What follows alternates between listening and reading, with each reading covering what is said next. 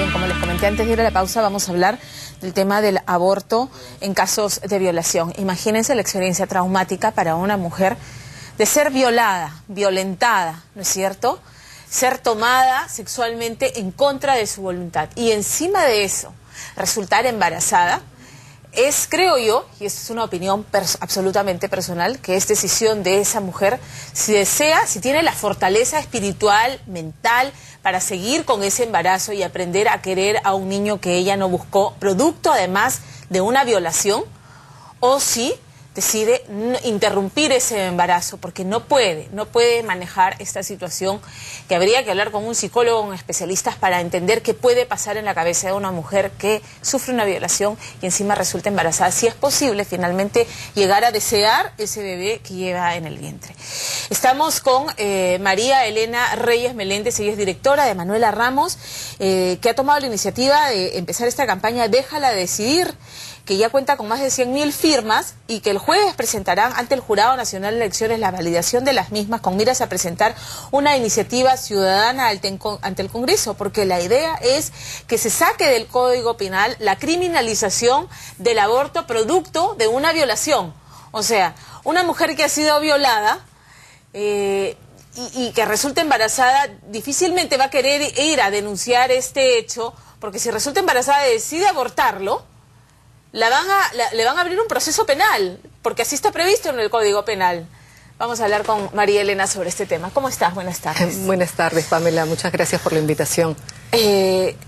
No es promover el aborto, porque hay gente que condena el aborto en cualquier circunstancia, y no es. Este es un caso muy específico, puntual, que un médico legista claramente puede certificar que efectivamente hubo una violación sexual, ¿no es cierto? Sí, esto es así. Lo que les cuento es que desde hace más de un año, tanto Manuela Ramos, pero también la articulación feminista y muchas organizaciones y más de 100.000 personas han firmado una iniciativa legislativa ciudadana para presentar ante el Congreso para poder despenalizar, o sea, derogar el artículo 120 del Código Penal, que criminaliza, como tú bien lo has dicho, las conductas de las mujeres cuando abortan después de que comprueban que este es un embarazo producto de una violación sexual. Estamos hablando también de que en el Perú se producen 120.000 violaciones sexuales al año, y que es una vergüenza que el Perú en América Latina ocupe el primer lugar en esta tasa de criminalidad. Pues lo que implica entender que es un país bastante machista y bastante dominante, y que tiene distorsionada la idea sobre lo que somos las mujeres. Ahora bien, la campaña no promueve el aborto, la campaña Déjala Decidir lo que promueve es la decisión y la autonomía de las mujeres, que cada mujer que desgraciadamente haya tenido que pasar por una agresión tan brutal como es una violación sexual, pueda decidir si continúa o no con el embarazo producto de esa violación. Entendemos y apoyamos que muchas mujeres van a continuar con este embarazo. Claro. Y sin embargo, para aquellas que no quieran continuar con este embarazo, que les recuerde permanentemente la brutalidad de la agresión, o que no puedan construir un proyecto de vida porque ese hijo es producto del incesto, de la violación sexual de su padre, hermano, amigo o tío, o puede hacer algo como pasa a veces en la calle, esas mujeres tengan la oportunidad de decidir informadas, sin presión y con todos los servicios del Estado, sobre todo servicios públicos de salud, para ser atendidas, para interrumpir legalmente ese embarazo. Exacto. Hablemos de este triste primer lugar que ocupamos. Las violaciones se producen, además, tristemente, por lo que me estás diciendo, en el entorno cercano de la víctima. ¿Generalmente es así? ¿Es lo que dice? Sí, por eso tenemos tantas, sobre todo la mayor cantidad de mujeres que son violadas son adolescentes o niñas. ¿En qué porcentaje? Que 1 de cada 5 mujeres. 1 de cada 5 es una menor de edad. Sí, es una menor de edad. Entonces estamos hablando del 5% de los 120.000 que hemos mencionado anuales que tienen el embarazo producto de la violación, y además no se denuncia. Las que denuncian son más las mujeres adultas. Claro. A las niñas a veces se hace un escándalo por los medios, solo en casos contados, en los que las niñas adolescentes son violadas, pero después incluso se les enfoca ya con su gestación avanzada. Nunca se les preguntó si es lo que ellas quieren. Pensemos también en los casos que durante el conflicto armado interno, en los que las mujeres fueron violadas y no ha habido reparación para ellas y han tenido que seguir adelante con hijos productos de la violación. Nunca se les preguntó tampoco, nunca hubo reparaciones, nunca hubo explicaciones. Entonces nosotras lo que estamos promoviendo es que se pueda decidir. Que se pueda decidir, porque cuando se derogue este artículo y se deje de criminalizar esta conducta, más mujeres se animarán a denunciar a ver que no van a ser doblemente victimizadas. Porque si ya hay la victimización, como hemos dicho, por la agresión, por la violación sexual, una doble victimización viene con el proceso penal, porque es la policía, es la fiscalía, el médico legista, y después la decisión que obviamente por el momento no están yendo a la cárcel, pero no queremos llegar a que suceda lo que está sucediendo en otros países en los que se están poniendo mujeres en la cárcel por este tema. ¿En qué países ocurre eso? En Centroamérica. ¿En Centroamérica? Está sucediendo en El Salvador, en Nicaragua y en Honduras. Entonces está la criminalización de la conducta está bastante extrema.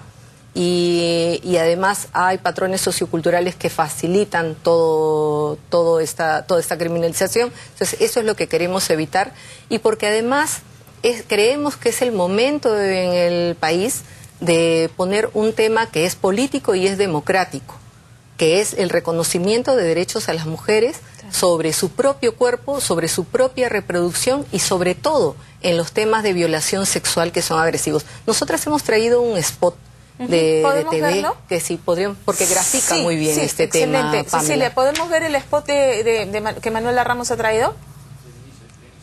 Vamos a verlo. Ahí está.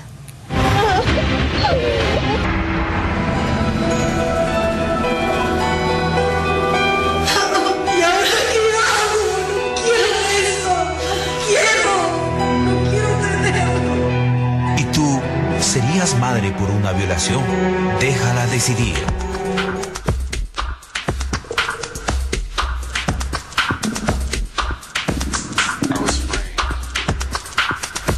Estas son algunas otras imágenes de la campaña, que es bastante fuerte. Lo que decía al principio, es una mujer que ha sido violada, pasa por un médico legista y queda sin ninguna duda que efectivamente es producto de una violación, o sea, que ha habido una violación. Eso un médico legista lo puede certificar, porque yo me imagino que quienes se oponen al tema del aborto es, entonces las chicas, las adolescentes que cada vez se inician más temprano la vida sexual y todo esto, les estamos dando la carta, o digamos carta blanca, le estamos abriendo las puertas para que si salen embarazadas producto de una relación que no se protegieron, entonces que aborten, y estamos promoviendo el libertinaje, ¿no es cierto? Pero, digamos, hay formas y hay mecanismos de certificar que esto ha ocurrido, y además que se les permita, pues, decidir sobre o sea, ¿por qué obligar a una madre, a una mujer que una maternidad indeseada? Sí, y justo tú has tocado el tema crucial. La maternidad es una elección. Exacto. La maternidad es una opción personal de cada mujer, pero no puede ser impuesta. La maternidad no es un destino, no es algo que tienes que cumplir por una agresión o tras una agresión brutal. Y por eso nosotras hemos hecho, veía las imágenes hace un momento, que eran de la campaña, de cómo durante más de un año hemos recolectado firmas con muchas organizaciones, con Demos, con Flora, con PROMSE, con CLADEN. Hemos recogido las firmas y hemos tenido una respuesta positiva de 103.000 ciudadanas y ciudadanos que creen en este proyecto. Pero además, el año pasado, nosotras junto con PROMSE le encargamos a Ipsos Perú que haga una encuesta, un muestreo, para ver quiénes están a favor de despenalizar y el aborto en casos de violación, y nos salió un resultado de 53% de la población está a favor de hablar sobre este tema y de buscar la despenalización. Y creo que ninguna persona cree, yo tengo acá las cifras, ¿no? Pero ninguna persona tiene por qué pasar por este proceso, Pamela. Claro, no tiene por qué ser doblemente victimizada. Y esto es una cuestión de democracia, eso yo quiero precisarlo, porque cuando nosotros planteamos este tipo de temas, estamos hablando de que queremos una sociedad justa, pero también una sociedad igualitaria en la que podamos convivir con seguridad. Por esta vía también vamos a atacar toda la violencia sexual, que es lo que en el país es terrible, ¿no? Exacto. Hay estudios, se han realizado estudios de qué ocurre con esos niños. Finalmente las madres obligadas a ser madres víctimas de una violación. ¿Qué ocurre con esos niños, quienes continúan con el embarazo? Me imagino en qué porcentaje se continúan con el embarazo y en qué porcentaje se decide por el aborto.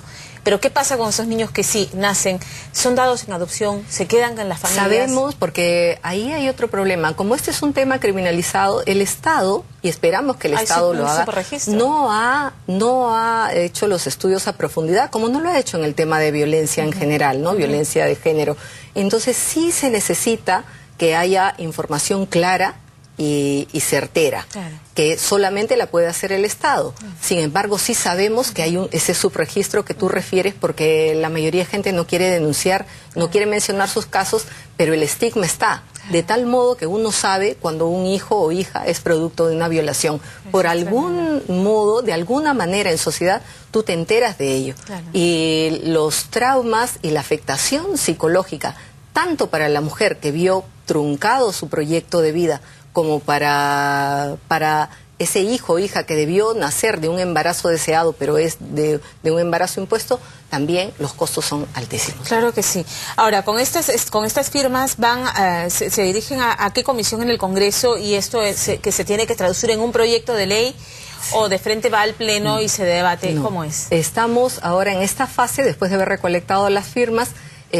Las vamos a presentar el día de mañana, que vamos a hacer una conferencia de prensa en el Hotel Bolívar a las 10:30 de la mañana con todas las organizaciones y con la articulación feminista. Los lotes de firmas se presentarán ante el Jurado Nacional de Elecciones. El jurado los enviará a la RENIEC. La RENIEC hará la verificación de las firmas, como en toda iniciativa ciudadana, y el Jurado Nacional de Elecciones, al recibirlas, emitirá una resolución enviando esto al Congreso.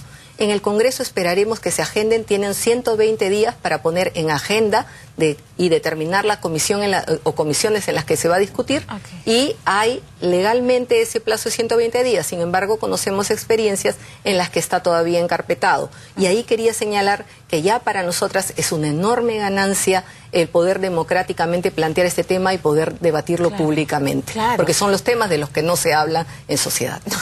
María Elena, tenemos al teléfono al regidor Jorge Villena. Como sabes, él tiene un punto de vista absolutamente contrario al aborto y queremos escuchar su punto de vista. Muy bien.